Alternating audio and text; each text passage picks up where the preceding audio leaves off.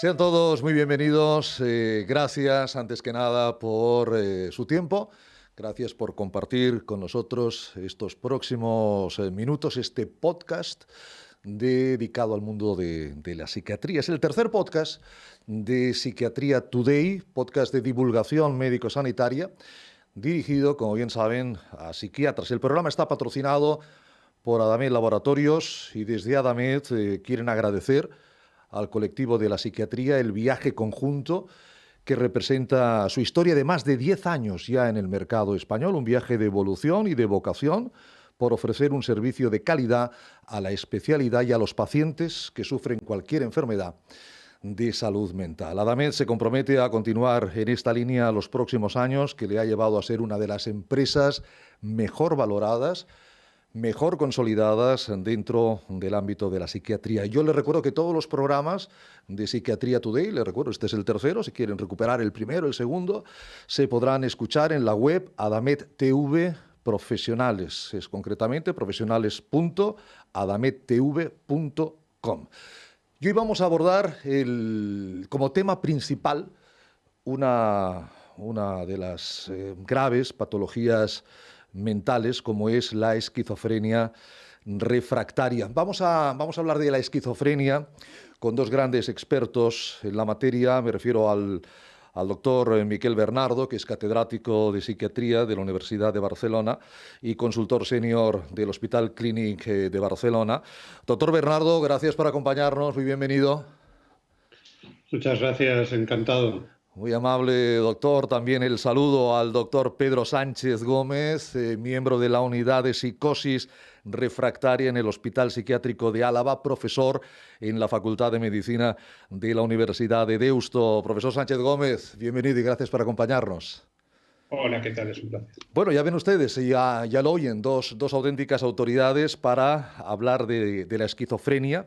Vamos a centrarnos más en este podcast, en estos próximos 25 minutos aproximadamente, en la esquizofrenia refractaria, pero no estaría de más hacer una breve introducción a la esquizofrenia, saber cómo está, cómo ven ustedes que viven día a día la problemática, los pacientes con esquizofrenia. ¿Entienden ustedes que se conoce cada vez más, cada vez mejor? ¿Está aumentando, se está igualando el número de personas que están afectadas o que tienen que darle a ustedes pues, el diagnóstico de esquizofrenia? ¿En qué momento está la esquizofrenia ahora mismo en España, doctor Bernardo? Bueno, en un momento yo diría que de transición, que por un lado pues es una de las áreas de la medicina, de la biomedicina y concretamente de la salud mental en la que más se está investigando. Sí. Y que se investiga además en todas las facetas de una enfermedad que es muy compleja, y esto evidentemente está repercutiendo en que llegue cada vez más información respecto a mecanismos subyacentes a la enfermedad, ¿no? Pero también es verdad que las necesidades de los pacientes todavía no están cubiertas en su totalidad, y que a pesar de que los tratamientos son cada vez pues, más integrales y tienen en cuenta más aspectos de las necesidades de los pacientes y que han mejorado en su tolerancia y en su efectividad, pero todavía queda mucho por hacer, ¿no? Yo diría que la esquizofrenia sigue siendo uno de los mayores retos que tiene en estos momentos la psiquiatría, ¿no? Me alegra oír al profesor Bernardo que hay investigación en el mundo de la esquizofrenia, pero, profesor Sánchez Gómez, importante es que haya adherencia al tratamiento, importante es que ese tratamiento sea continuado, importante es que la relación médico-paciente vaya muy de la mano en este terreno. ¿Es así o hay dificultades en la adherencia, hay dificultades en esa relación médico-paciente con el enfermo esquizofrénico? Sí, en relación al manejo clínico, al tratamiento de la esquizofrenia, el problema de la adherencia es cardinal. Yo creo que probablemente referente a todas las enfermedades médicas, ¿no? No solamente psiquiátricas, pero quizás somos más conscientes en el campo de la esquizofrenia porque cada vez vamos tomando más conciencia a medida que va avanzando la investigación al respecto de las consecuencias que en el medio y largo plazo tiene la interrupción voluntaria accidental de los tratamientos psiquiátricos para la esquizofrenia. Y es un campo que hemos avanzado, pero todavía queda mucho que resolver, sin duda.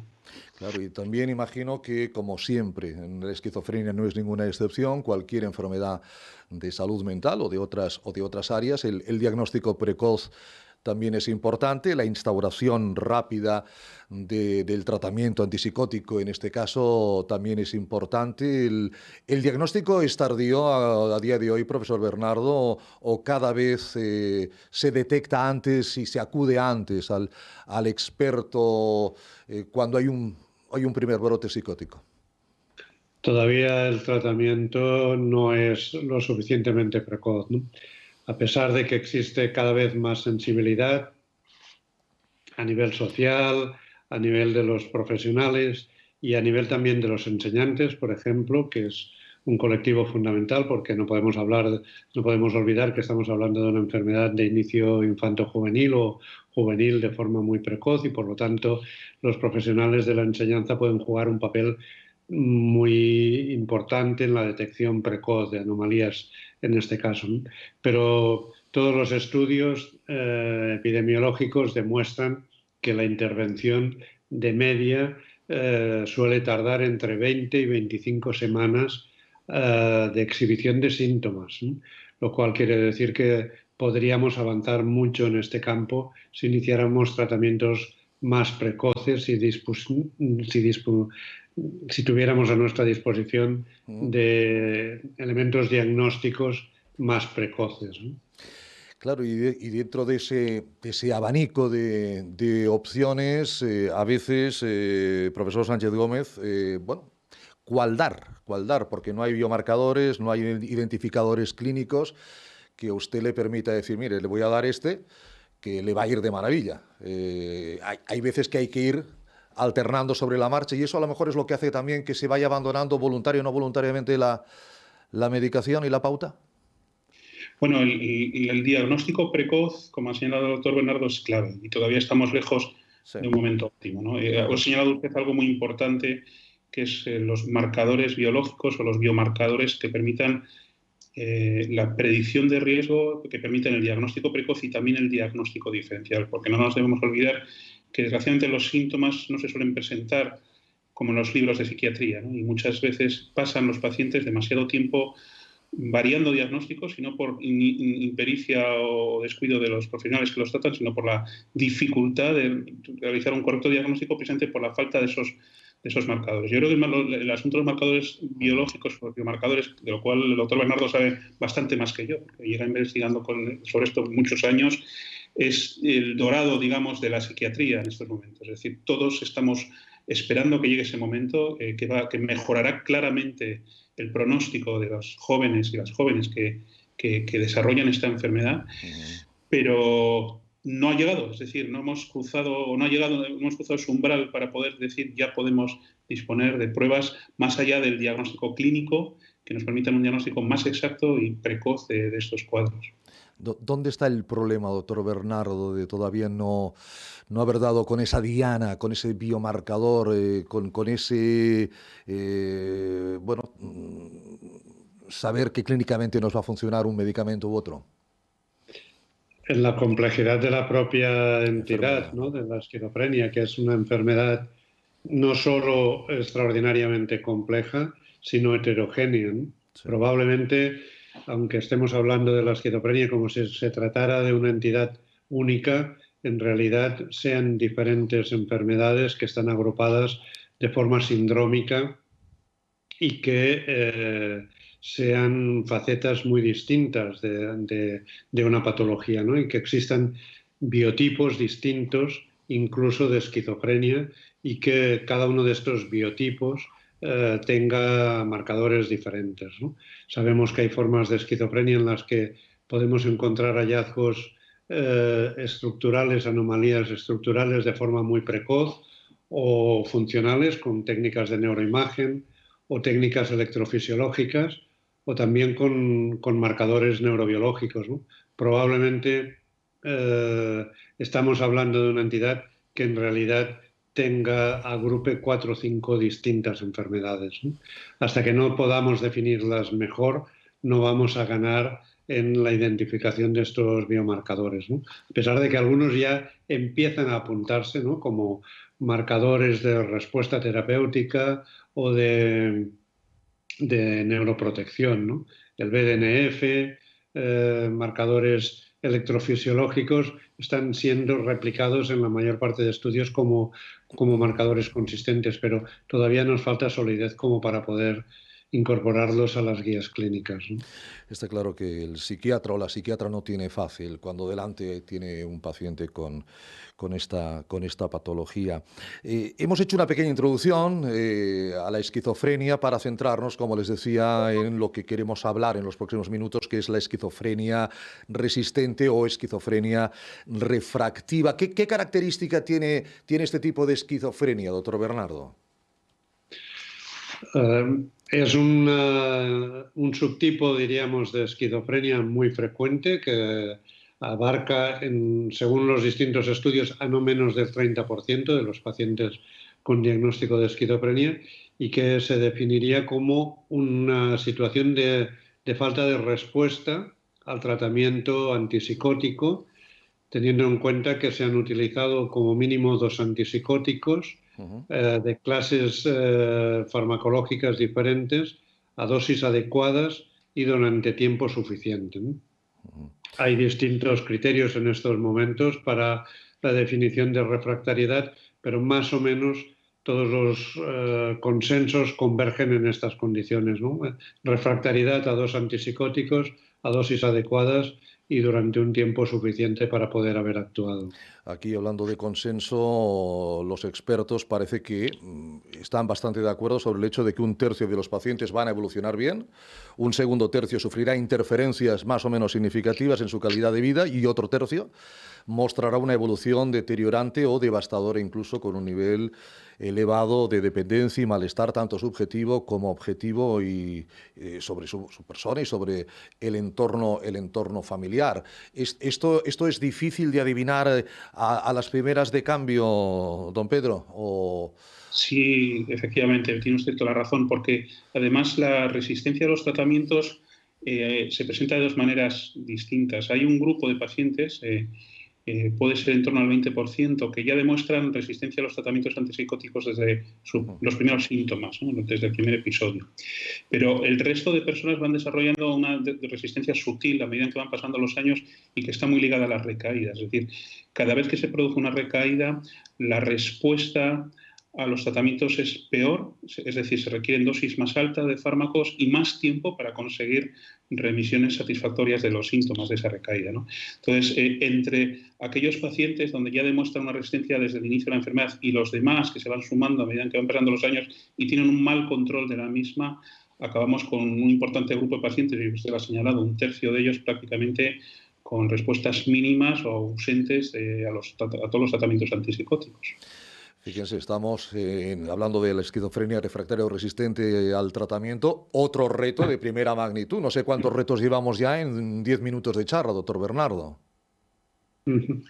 Sí, sí. Esto habla de la complejidad de la esquizofrenia, ¿no? Sí, de que es una de las enfermedades más complejas. Como decía un psiquiatra español al que todos le debemos, todos los psiquiatras, un reconocimiento especial, Antonio Polodrón, que fue uno de los introductores de la nosología de la esquizofrenia en nuestro país. La esquizofrenia es el precio que pagamos la especie humana por la capacidad de pensar, ¿no? Luego otros psiquiatras lo han complementado y han considerado que es debido también a nuestra capacidad de poder hablar, del lenguaje. La esquizofrenia está asociada a la complejidad del sistema nervioso central. O sea, de alguna manera es inherente al ser humano, la esquizofrenia. Para los psiquiatras jóvenes que nos escuchan, las nuevas generaciones de psiquiatras que les escuchan a ustedes, que son profesores, que llevan años estudiando todo esto, dígales que no todo es tan malo, que cuando ustedes empezaron la cosa era peor, ¿no? Efectivamente, hay algo que ha de estar claro, y es de que nunca el nihilismo o el pesimismo está justificado ante una enfermedad tan importante como la esquizofrenia, en la que las intervenciones de los psiquiatras y de los psicólogos y de la enfermería siempre contribuyen a mejorar el pronóstico y la calidad de vida de los pacientes, ¿no? Por muy dificultosa que sea la aproximación al paciente con esquizofrenia, está claro que nuestra especialidad es una especialidad gratificante en este sentido porque contribuimos de una forma muy significativa a mejorar el pronóstico de la enfermedad, ¿no? Ante esta complejidad, doctor Sánchez Gómez, ¿es más frecuente que en otras patologías que se consulten entre ustedes? Oye, Miguel, mira, tengo aquí un paciente, hoy le he tratado y según mi anamnesis, según mi estudio médico tal, yo creo que va por aquí. ¿Tú qué opinas? ¿Se pide más la opinión de los colegas a los que tienes cerca y a los que les tienes confianza?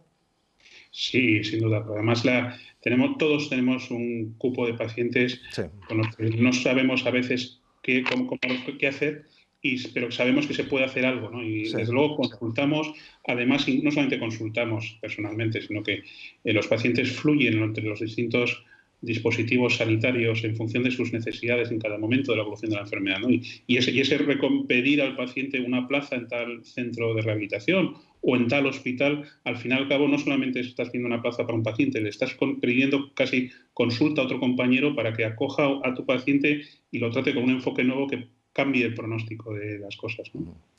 Afortunadamente, decía el doctor Bernardo, se está investigando y afortunadamente se está trabajando, y todo lo que estamos hablando con don Miguel, con don Pedro, pues es el motivo que justifica el curso que ha coordinado el propio doctor Bernardo y en el que participa, entre otros, el doctor Sánchez, que tiene el aval de IDIVAPS, en el que colabora Adamet Laboratorios y que lleva por nombre o por título Controversias en el tratamiento de la esquizofrenia refractaria, de la que estamos hablando.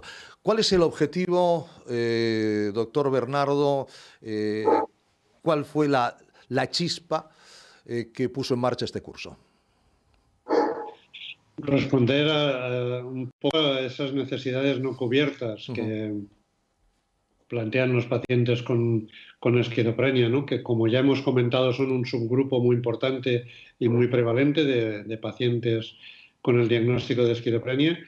Y también el hecho de que, a pesar de que es cierto y se nos critica a los psiquiatras que tenemos una variabilidad en nuestra práctica que no tienen otras especialidades psiquiátricas, otras especialidades médicas, perdón, y que la variabilidad está muy asociada a los psiquiatras, tanto en sus aproximaciones diagnósticas como terapéuticas, pero también es cierto que en psiquiatría tenemos un punto honor que no existe en muchas otras especialidades médicas por el diagnóstico y por buscar consensos en la fiabilidad del diagnóstico psiquiátrico en concreto, ¿no?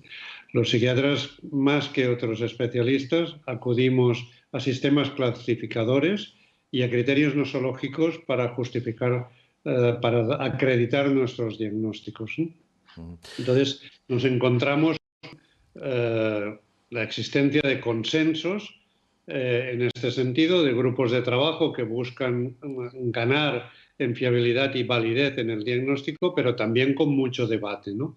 Y en el campo concreto de la esquizofrenia hay mucho debate en cuanto a qué es una esquizofrenia refractaria o incluso qué es una esquizofrenia ultrarrefractaria, cuáles son los patrones o los estándares más apropiados para el diagnóstico y el tratamiento, ¿no? Y por eso este curso, ¿no? Para definir un poco las controversias en estos momentos y los estándares, tanto desde el punto de vista diagnóstico como terapéutico y pronóstico, ¿no? Me gustaría lanzarles la pregunta a ambos. El tratamiento gold estándar en la esquizofrenia es la clozapina. ¿Cómo se utiliza este medicamento, profesores? ¿Y por qué no se utiliza antes, siendo un antipsicótico que se muestra realmente efectivo? Buena pregunta. No hay una sola explicación probablemente para la infrautilización de la clozapina. Evidentemente es un fármaco incómodo, es decir, tiene ciertos efectos adversos que otros no tienen, sí, y requiere además, durante las primeras semanas de tratamiento, una supervisión más estrecha del paciente, ¿eh? Y esto pues hace que, bueno, pues si nos da pereza, pues intentemos buscar unas alternativas más cómodas, ¿no? Tanto para el paciente como para el equipo terapéutico que le trata. Pero hay otras razones, y esto sí que está estudiado, obedece a las culturas de prescripción, que se llaman. Es decir, que hay regiones, y esto sucede en todos los países donde esto ha sido evaluado y medido, donde por razones históricas los médicos senior no la utilizan, no se sienten cómodos utilizando, y los médicos junior, es decir, los que se van formando, imitan las conductas de sus mayores y no adquieren estos hábitos, ¿no? Mientras que hay otras que sucede exactamente todo lo contrario. Y ese fenómeno que ha sido estudiado en países como Holanda, en el Reino Unido, en los Estados Unidos, se produce en España a nivel autonómico e incluso a nivel provincial. Es decir, son sorprendentes las variaciones que hay en nuestro país de una provincia a otra y de una comunidad autónoma a otra. Doctor Bernardo, ¿quiere añadir algo a lo que decía? Sí, es así. Hay unas barreras al uso de la clozapina, que efectivamente es el patrón oro en el tratamiento de la esquizofrenia refractaria y quizás también de la esquizofrenia no refractaria. Sí. Hace poco una colega latinoamericana de un país que, como comentaba ahora Pedro, pues tiene una cultura de prescripción sorprendente y que es muy utilizado en su país. Hasta el 60% de las prescripciones de antipsicóticos en Colombia, por ejemplo, en muchas regiones corresponden a clozapina. Y esa colega colombiana nos decía, ¿por qué vamos a esperar hasta el final para utilizarlo mejor, ¿no? Hay una evidencia clara de que cuando los psiquiatras están familiarizados con el uso de la clozapina y disponen de unos mínimos recursos para una adecuada monitorización del tratamiento, la utilizan con comodidad y los resultados sin duda son mejores que con otros tratamientos farmacológicos que muchas veces incluyen desde polifarmacia, de antipsicóticos, a megadosis de antipsicóticos, muchas veces más perjudiciales o con más riesgo que los riesgos inherentes a la clozapina, que cuando se monitorizan de forma adecuada no son tan importantes, ¿no? Claro, usted dice, ¿por qué tardar tanto si el fármaco es óptimo? Porque siempre que se realice dentro de un programa de vigilancia, me hablan de un bajo riesgo de agranulocitosis, bajo riesgo de muerte. Todo eso, insisto, con el control de un programa de vigilancia es compensado por los beneficios clínicos del fármaco en el tratamiento de la esquizofrenia resistente. ¿Por qué tardamos tanto? ¿Qué lugar ocupa ahora esta molécula? ¿Cuál es la posición que debería ocupar, doctor Sánchez, según su opinión? Bueno, un indicador de calidad óptimo en cuanto a la prescripción psiquiátrica en la esquizofrenia sería que aproximadamente un tercio de los pacientes estuvieran con clozapina. Y yo creo que son pocas las ciudades, pocas las provincias y las comunidades autónomas que llegan a estos criterios de calidad, ¿no? Es un poco también un tema cultural, como usted decía, de siempre he prescrito unos fármacos y no me muevo de una terapéutica con la que llevo toda la vida trabajando. Sí, y además yo creo que también el doctor Bernardo ha comentado algunas de las razones por las que hay esa falta de prescripción y hay también otras que quizá todavía no han emergido, pero que da la impresión que están latentes a nivel internacional entre los psiquiatras, ¿no? Y yo creo que es la ausencia o la falta de conciencia de la toxicidad que los fármacos, específicamente los antipsicóticos, tienen cuando se emplean en dosis altas o se emplean combinados. Es decir, siempre los psiquiatras tendemos a buscar efectos adversos que conocemos, como son los neurológicos, los extrapiramidales, como son el aumento de peso, todos los problemas metabólicos, los neuroendocrinos, pero sin embargo hay otros efectos adversos como es la carga anticolinérgica, que cada vez está siendo más citada y que en estudios en personas sin esquizofrenia se ha demostrado que predispone o que aumenta el riesgo de sufrir enfermedad de Alzheimer en edades tardías de la vida. El antagonismo alfa-1 bloqueante, el efecto adrenérgico que produce cuadros de tensión y problemas para para poder realizar ejercicios físicos intensos. El problema del antagonismo excesivo de los receptores dopaminérgicos, que tampoco se tiene en cuenta que están interfiriendo sobre los circuitos del placer y que es algo tremendamente invalidante para toda persona que toma antipsicóticos en dosis altas o antipsicóticos clásicos. Es decir, todo esto yo creo que lo desconocemos y entonces hace pensar que es seguro dar un antipsicótico convencional en dosis muy altas o que es seguro dar los antipsicóticos en vez de dar clozapina y esa ignorancia quizá de los riesgos está facilitando yo creo que esta prescripción inadecuada, ¿no? Pues este curso va a poner un poquito de luz a todas esas controversias, porque así se llama controversias en el tratamiento de la esquizofrenia refractaria. Quiero recordar que es una actividad acreditada con un crédito por el Consell Català de Formació Continuada de les Professions Sanitàries y la Comisión de Formación Continuada del Sistema Nacional de Salud. Hay otros dirigido por el doctor Bernardo, participa el doctor Sánchez Gómez, pero también otros docentes que participan. Por ejemplo, permítame que lo reconozca, son el doctor Lluís Sant del Parc Sanitari Sant Joan de Déu, la doctora Eva María Sánchez, el doctor Javier Sanz, del Hospital 12 de Octubre de Madrid, el doctor Javier Meana de la Universidad del País Vasco. ¿Está ya en marcha el curso, doctor Bernardo? Sí, el curso ya está concluido y ya está en condiciones de ser seguido y creo que ya a través de la página web de ADAMEP se puede formalizar la inscripción para realizarlo, ¿no? Pues invitamos a todos nuestros oyentes psiquiatras que está ahí a su entera disposición para conocer todo lo que se comenta en este curso Controversias en el tratamiento de la esquizofrenia refractaria. Doctor Miguel Bernardo, doctor Pedro Sánchez, ha sido un honor y un placer tenerles hoy con nosotros en este podcast de Psiquiatría Today, hablándonos de una enfermedad complicada en todos los aspectos, la esquizofrenia y concretamente el tema de la esquizofrenia refractaria. Ambos, insisto, muchísimas gracias, ha sido un placer. Hasta pronto. Muchas gracias, encantado. Cuídense mucho, profesores, muchísimas gracias. Bien, continuamos en este Psiquiatría Today de hoy, todo preparado, creo que todo a punto para que vayamos a nuestro tiempo que le llamamos la entrevista.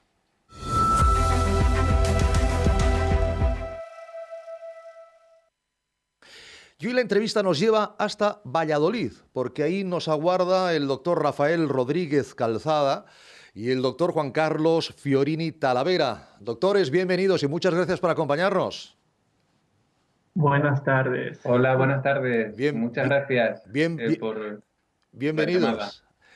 Yo les veo haciendo equipo y trabajando y seguro que creando, porque son dos grandes emprendedores, son propietarios de la Clínica de Estimulación Magnética Transcraneal TMS de Valladolid, son ambos psiquiatras del Hospital Universitario Río Ortega de Valladolid. El motivo de la charla con el doctor Rodríguez Calzada y el doctor Fiorini Talavera básicamente es porque han adquirido un estimulador magnético transcraneal que creo que es un tratamiento innovador, ¿no, doctores?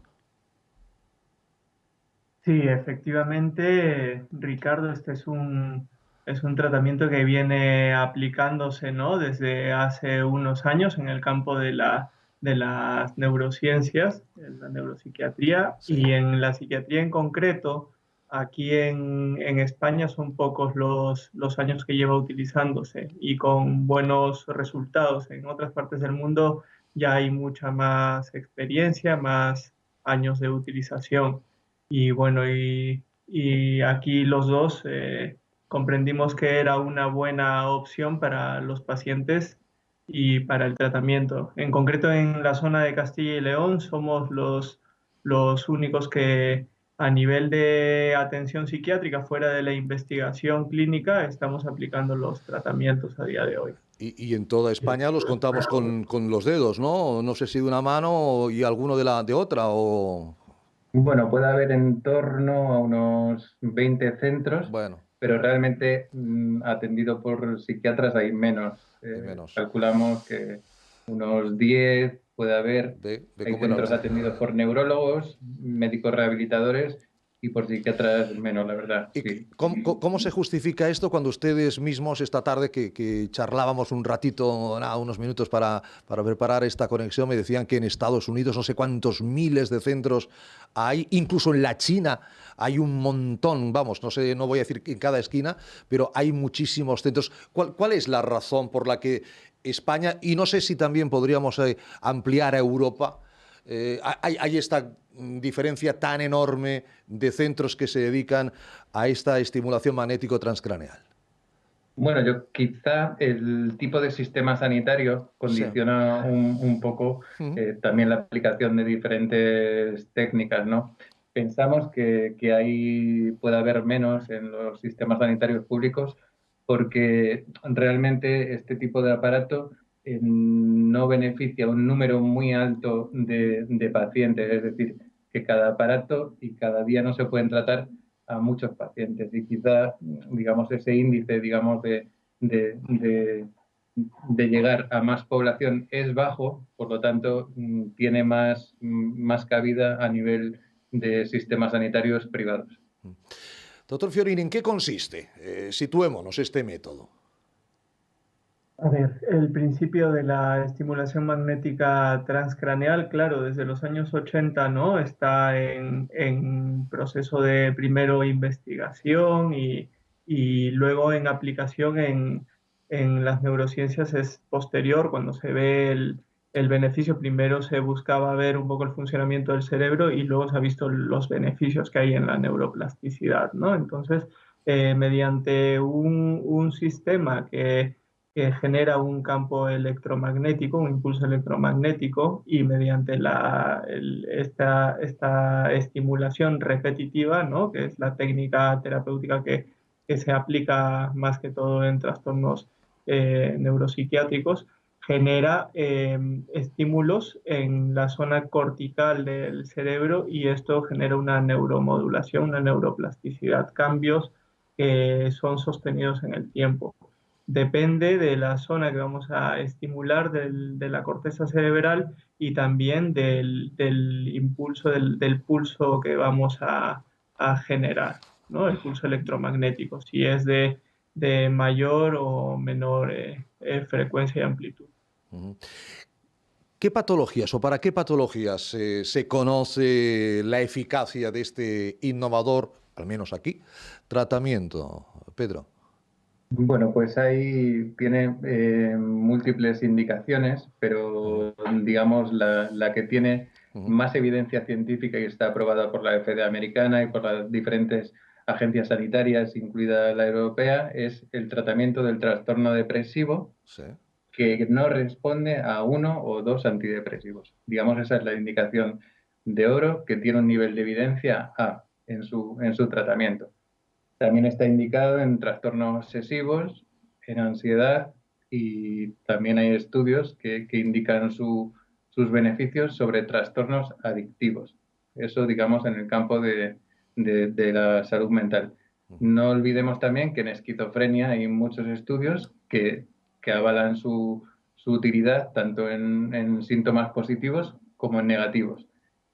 Fundamentalmente en trastornos psiquiátricos son eso, pero fuera, digamos, de los trastornos psiquiátricos hay múltiples indicaciones y bueno, se utiliza muchísimo en fibromialgia, se utiliza en tinnitus, se utiliza en dolor neuropático que no responde a otros tratamientos, es decir, que tiene un campo muy grande de actuación. Entiendo que en psiquiatría como terapia coadyuvante, lo entiendo así, en cambio en otros ámbitos como el de la fibromialgia como terapia única posiblemente. Y coadyuvante también. Y coadyuvante también, ¿no? En psiquiatría fundamentalmente sí que es verdad que se utiliza cuando no funcionan los fármacos y es un tratamiento coadyuvante, pero nos encontramos también que hay personas que no pueden tomar fármacos o que no desean tomar fármacos también. Y entonces se puede utilizar como una primera indicación. ¿Qué ventajas, doctor Fiorini, Juan Carlos, tiene la estimulación magnética transcraneal o TMS? Ventajas, principalmente, ¿no? El que es un tratamiento no lesivo, inocuo y eficaz y, bueno, no tiene efectos secundarios. Otra ventaja que puede tener es la de poder obtener unos resultados un poco más adelantados en el tiempo de lo que nosotros los psiquiatras estamos acostumbrados a encontrar en la respuesta terapéutica, esa latencia que conocemos todos en el efecto de los psicotrópicos, psicofármacos, ¿no? Esta efectividad, por ejemplo, en el caso de la depresión o, por ejemplo, en la depresión postparto, que es uno de los casos en los que a lo mejor una madre que quiere dar de lactar no podría o estaría bastante contraindicado la utilización de ciertos psicofármacos, podríamos encontrar que la efectividad en estos casos es en torno a los beneficios terapéuticos en torno a la décima segunda sesión. Esto es rápido si lo comparamos con los efectos de los antidepresivos, por más modernos y novedosos que sean. Fíjense que estamos hablando de un tratamiento, lo hemos dicho así, ¿no? Novedoso, pero tengo aquí la anotación de que en el año 2008, Rafael, se aprobó ya el uso del TMS como un tratamiento seguro, ahora que habláis de la depresión postparto, para la depresión resistente a tratamiento farmacológico y que actualmente ya existen clínicas dedicadas al tratamiento de la depresión por este novedoso e insistimos, como decía Juan Carlos, inocuo método, ¿verdad? Así es, así es. En otros países existen centros exclusivos de estimulación magnética transcraneal. En Estados Unidos, por ejemplo, existen entre 1.000 y 1.500 clínicas dedicadas exclusivamente a esta terapia. En otros países europeos también existen, en Alemania, en Francia, y bueno, pues en España, aunque vamos un poquito más lentos, pero también ya empieza a haber en diferentes sitios. Recientemente he visto una noticia de la semana pasada que un hospital privado de Huelva también acaba de adquirir un aparato similar al que nosotros tenemos. ¿Cuál fue el primer conocimiento que tuvieron doctores de esta técnica, de este tratamiento? ¿Y cuál fue el que les impulsó incluso a montar esa empresa, ¿no? Bueno, hace como cosa de 6 o 7 años, sí, coincidiendo con un congreso europeo de psiquiatría que se celebró en Madrid, bueno, pues en los expositores que preparan, bueno, pues había una casa con estimuladores magnéticos transcraneales y bueno, nos acercamos allí y preguntamos, nos interesamos porque no conocíamos el método y bueno, ya nos llamó la atención porque nosotros, los psiquiatras, bueno, pues no tenemos muchas herramientas, es decir, tenemos muchas herramientas farmacológicas, los medicamentos son muy importantes para nosotros y la psicoterapia, pero no tenemos otros métodos salvo la terapia electroconvulsiva, digamos, para poder, digamos, ayudar a nuestros pacientes. Entonces, bueno, pues ahí quizás fue el germen de este inicio y luego, bueno, pues lo hemos ido madurando y hasta que se ha dado la oportunidad, pues ha pasado bastante tiempo, ya que estos aparatos son un poco especiales, ya que su costo es elevado y no es fácil acceder a ellos, la verdad. Yo siempre aplaudo la iniciativa, ¿no? La capacidad de saber más cosas, de buscar herramientas que faciliten, si no la curación, si el tratamiento, si la mejora de la calidad de vida, al menos, de los pacientes. Esto es un podcast. Yo tengo la suerte de ver a los doctores. Cuéntenme, ¿cómo físicamente se realiza esta estimulación magnética transcraneal? Creo que es a través de un gorro de tela, ¿no? Bueno, el gorro de tela por cuestiones de higiene sí, se recomienda la utilización del mismo, ¿no? Y bueno, para facilitar también los parámetros de medida de donde vamos a luego localizar el estímulo. Pero el paciente se va a sentar, ¿no?, en un sillón. Todo el tiempo, hay que recalcar que esto es muy importante, todo el tiempo está despierto, interactuando, incluso nosotros solemos utilizar unas técnicas audiovisuales para mejorar el espacio y que sea más confortable para el paciente durante la aplicación de la técnica.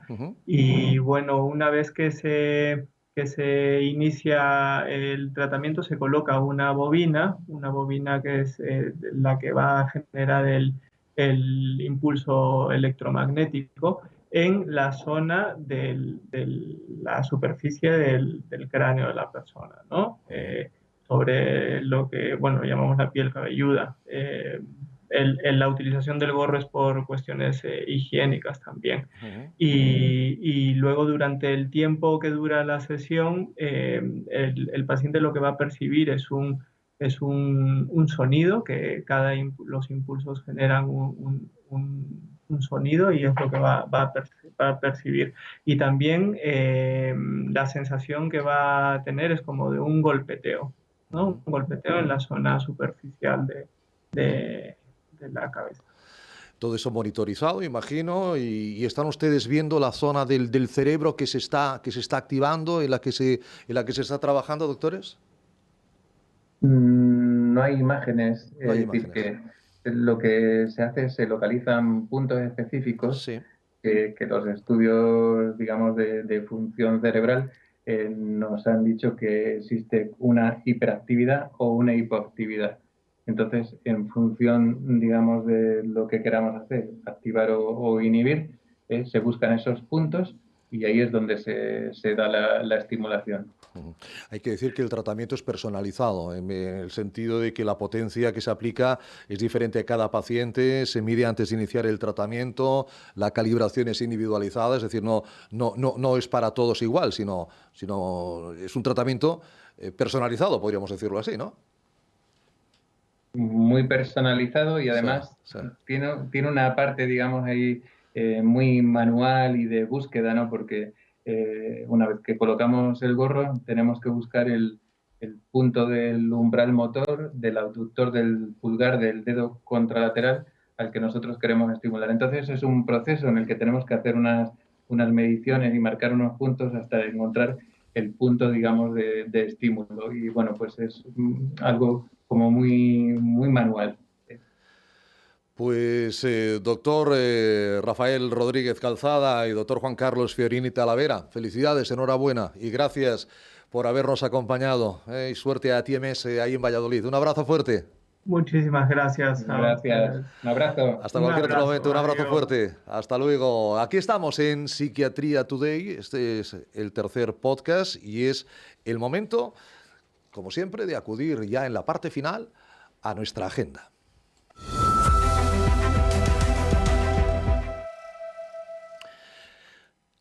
Y hoy en nuestra agenda vamos a charlar, vamos a saludar al doctor Pedro Moreno. El doctor Moreno es doctor en psiquiatría, es editor de psiquiatría.com y es presidente, entre otros, de Interpsiquis. Doctor Moreno, don Pedro, bienvenido y gracias por acompañarnos.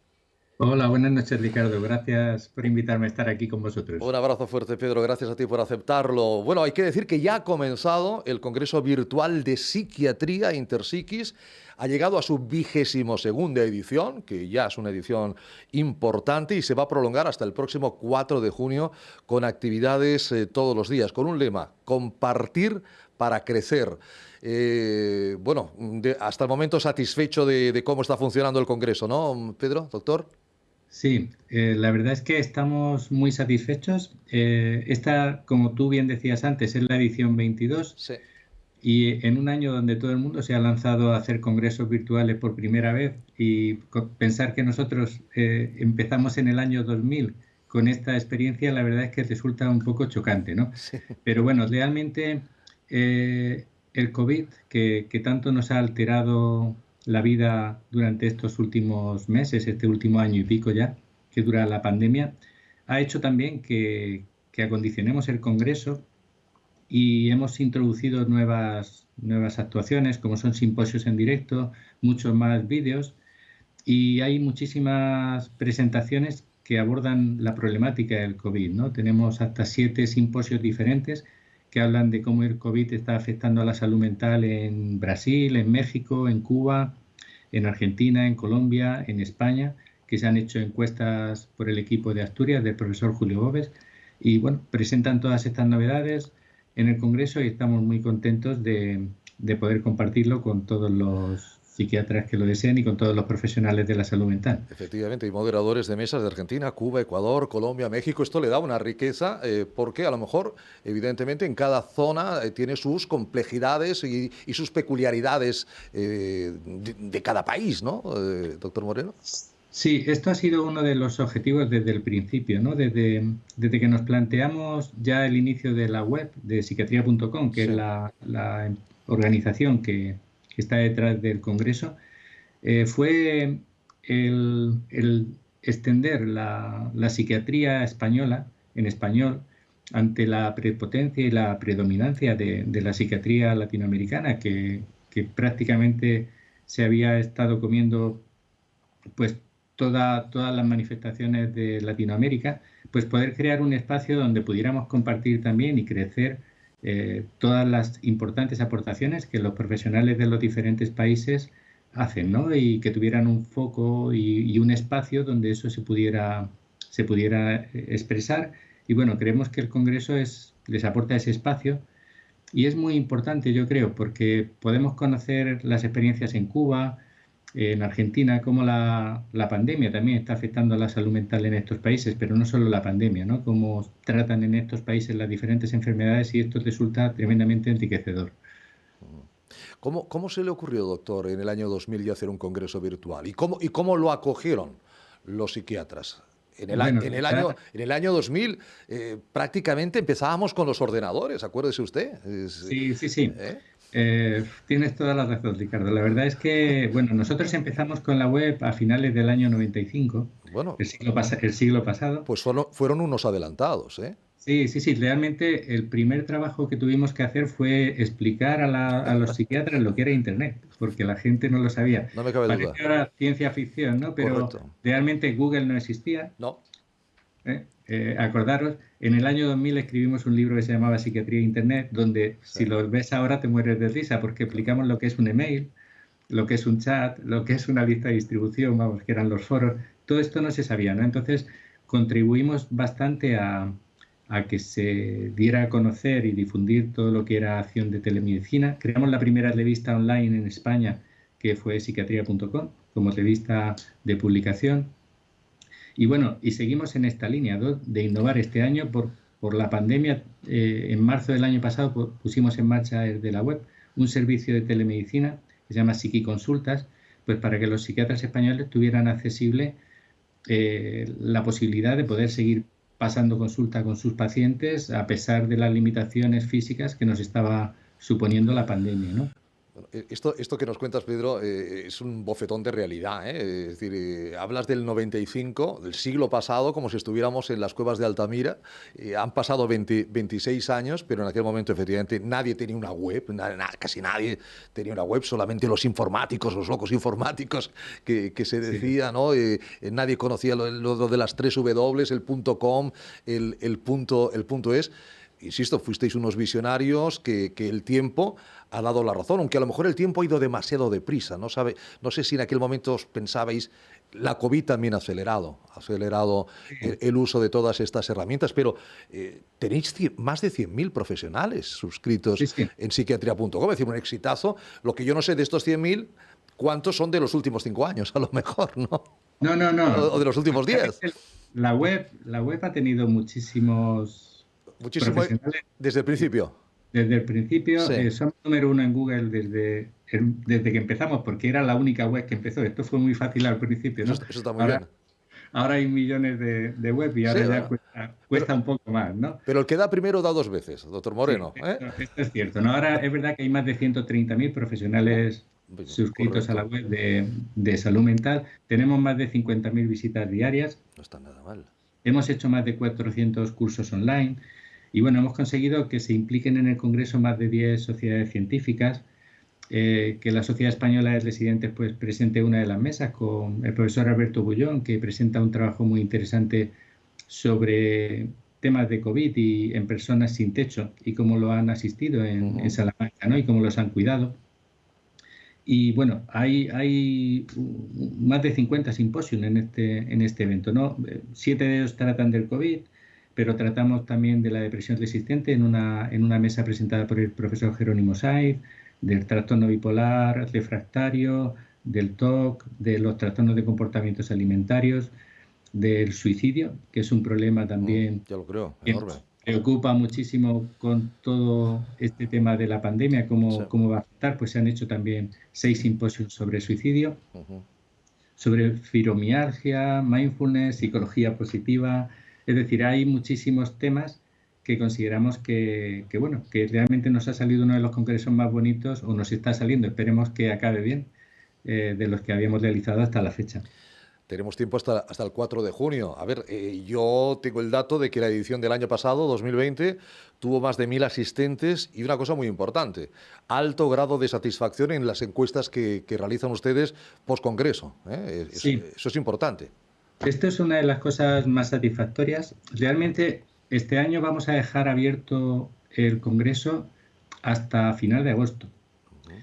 Porque nos lo pidió la Asociación Mundial de Psiquiatría, ¿no? El Congreso cuenta con 37 créditos y medio de la Asociación Mundial de Psiquiatría, sí, y cuenta también con 8 créditos europeos. Entonces la asociación nos dijo que como había tanto material, consideraba que para darnos los créditos deberíamos ampliar el tiempo de lectura, ¿no? Y consideramos que era una propuesta muy aceptada y les propusimos que pudiera quedar abierto hasta final de agosto, es decir, que la gente se podrá inscribir incluso más tarde de la fecha que acaba.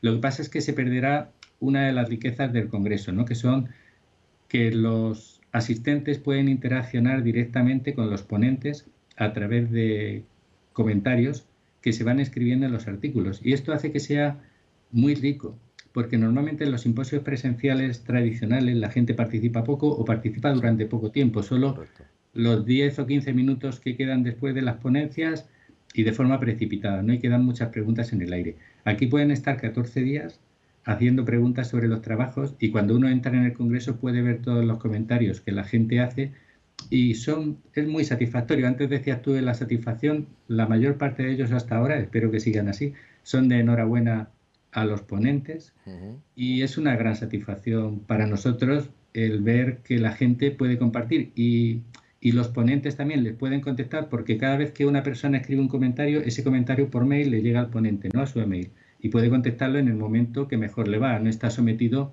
a un tiempo determinado, ¿no?